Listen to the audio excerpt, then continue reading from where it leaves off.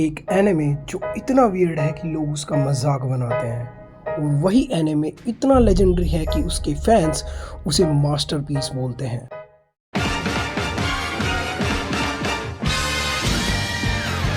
तो सच क्या है?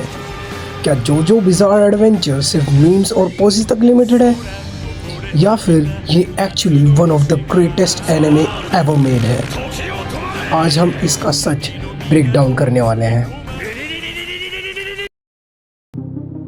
जोजो एक नॉर्मल एनिमे नहीं है।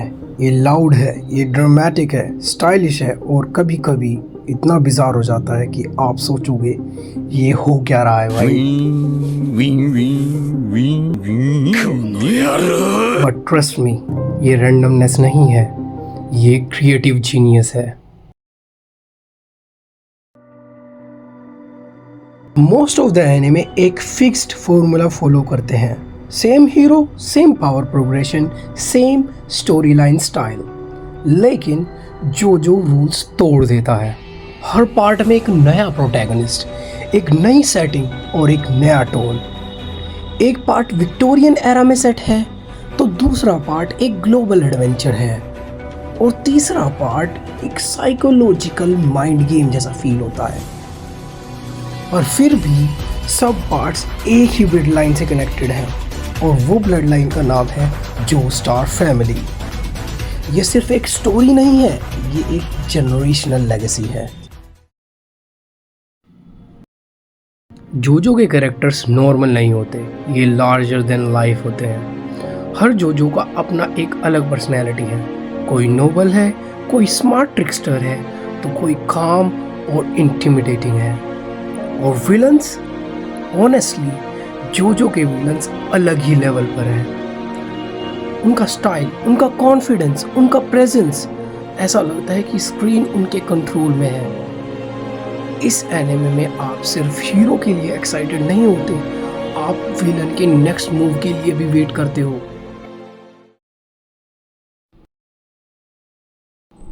और अब बात करते हैं जोजो की फाइट्स की, और यहाँ गेम कंप्लीटली चेंज हो जाता है। ये फाइट सिर्फ कौन ज़्यादा स्ट्रॉन्ग है इसी पर डिपेंड नहीं करती, यहाँ डिपेंड करती है स्ट्रेटजी, इंटेलिजेंस और माइंड गेम्स। और जब स्टैंड सिस्टम इंट्रोड्यूस हो जाता है ना भाई, everything goes on another level. Stand powers एक एनिमे का मोस्ट क्रिएटिव सिस्टम में से एक है। हर पावर यूनिक है, अनप्रिडिक्टेबल है। आप ये सोचोगे कि ये स्टैंड बहुत ही ज़्यादा वीक है, कोई इसे किस तरह ही इस्तेमाल कर लेगा। बट जब असल में रियलिटी में कोई स्टैंड को इस्तेमाल करता है तो आपका दिमाग खराब हो जाएगा। यहाँ फाइट्स पजल की तरह फील होती है, और जब सॉल्यूशन मिलता है इट फील्स इनसेनली सेटिस्फाइंग। जोजो का स्टाइल इसकी आइडेंटिटी है। Sharp art, iconic poses, dramatic expression, bold colours. ये एनिमे रियलिस्टिक बनने की कोशिश ही नहीं करता, ये मेमोरेबल बनने की कोशिश करता है। और इसी वजह से एक बार आप इसको समझ गए तो आप इसे भूल नहीं पाओगे। अब इसके सच को ब्रेक डाउन करने की कोशिश करते हैं। बहुत लोग जोजो को स्टार्ट करते हैं और फिर ड्रॉप कर देते हैं। क्यों? क्योंकि स्टार्टिंग थोड़ा स्लो लग सकती है, स्टाइल थोड़ा अनयूजुअल लग सकता है। लेकिन प्रॉब्लम एनिमे में नहीं है, प्रॉब्लम है उसकी एक्सपेक्टेशन में। लोग इसे नॉर्मल एनिमे की तरह देखने की कोशिश करते हैं, जबकि जोजो नॉर्मल होना ही नहीं चाहता।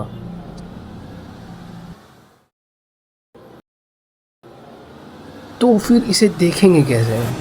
अगर आप जोजो को प्रॉपरली एंजॉय करना चाहते हो तो ये फॉलो करो। फर्स्ट, पार्ट स्किप मत करो। हर पार्ट इम्पोर्टेंट है और हर पार्ट एक फाउंडेशन बिल्ड करता है। पेशेंस रखो।